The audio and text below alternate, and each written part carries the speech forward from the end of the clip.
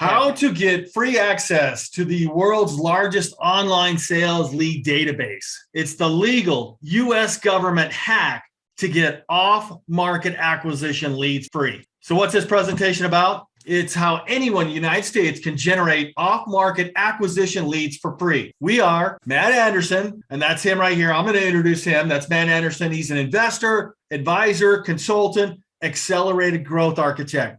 And myself, John Stoddard, investor, business mentor, host of Top M&A Entrepreneurs Podcast, which is actually a pretty cool podcast. Yeah, thanks. You should go check it out. Yeah, thank you. So we help companies grow through acquisition. And between us, we work independently and sometimes we work together, but we've worked on over 20 between us. What is the US government paid for 100% legal hack to free off-market acquisition leads? What is it? Having fun isn't hard when you have a library card. Anyone ever heard that jingle before? Yeah, that's it. Visit your local library and apply for a library card. This US government-issued library card allows you free access to DataAxle, the world's largest database of sales leads, formerly known as Reference USA. By the way, this library card will look different from every state and local library. So, Matt, why do they do this? Why do they allow this? So it's through different reforms and things like that with the government. This has been put kind of in the fine print. But again, it's one of those things that's not talked about. It goes through our taxpayers' money on the municipality level, the state level. But again, it's not advertised anywhere. It's something you got to go search about. And most librarians can't really give you much information except that it's a database that you can access. Yeah. So how did you find it? I mean, you were in industry import export. How did you find it? Yeah. So I used to work with doing import export. I would go outside the country, bring large containers in I mostly did exotic fruits.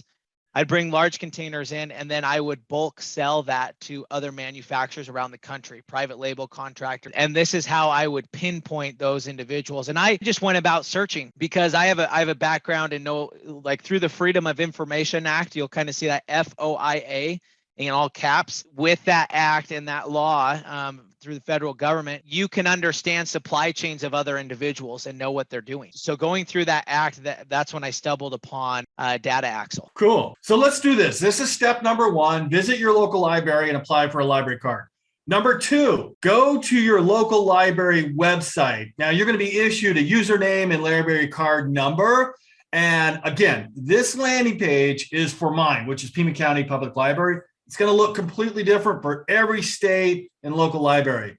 And at this login screen, you're going to type in that number and it's going to take you to step number 3. So step number 3 is the database. It's going to show you the available databases that are out there. As you can see, there's more than what we're just going to show you, but you go into US businesses. You have 66 million businesses. And then what there is in the database, it'll show you what's in business, what has been closed, and you can even go into Canada. So it's not just the United States.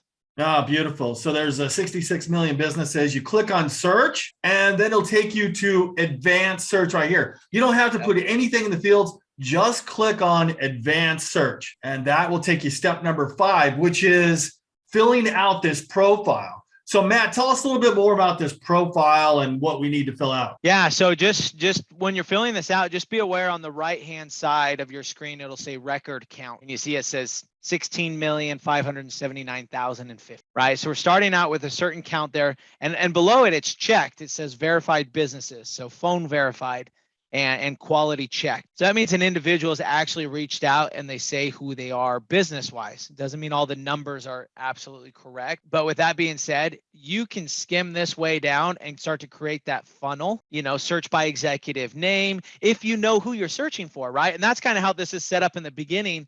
But coming from our perspective and, looking for deals that are off market, let's say I'm looking in the engineering sector. What I will do is I will start pinpointing towards that, whether it's nationwide or if it's statewide. So I won't even click on company name. I'll do, if I want to search by executive title, right? So we're looking on the left-hand side. I'll search by a NACIS code or an SIC code. So you go down to business type. And we don't have this in the slide, but just a quick side point is open up another screen, go to Google, and just type in SIC code of engineering companies. Or right? software companies. Yeah, right. or software companies, whatever you're looking for.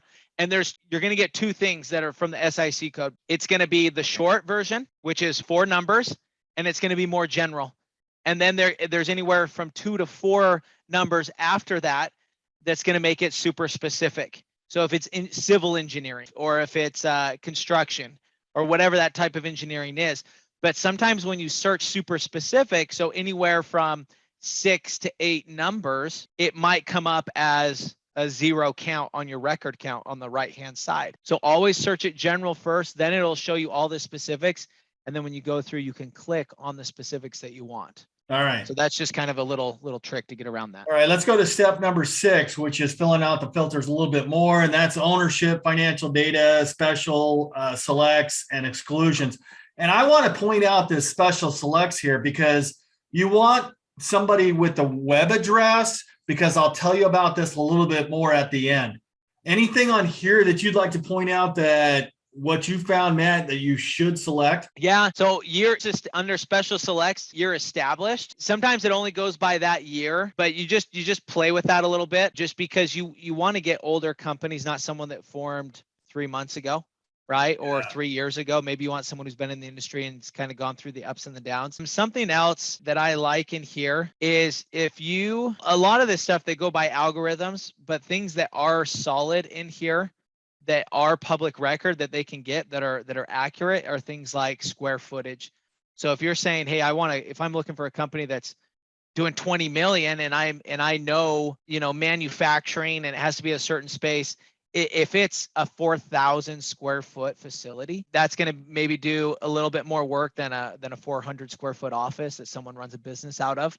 Yeah, so it's just things to be aware of and kind of keep them top of mind while you're searching, because you're looking at the record count and you're selecting things, and it's kind of looking at, hey, what gives you more count, what gives you less, and you want to minimize while having the best exposure to the most niche amount of information, if that makes sense. Yeah. And remember, everybody, anybody listening to this or watching this is free access. So there's unlimited database runs on this. So just play with it. Yeah. Let's go to step number 7. So here's a pretty easy one. As soon as you got your filters all defined and you're just testing out, hit view results and you're going to get another number up.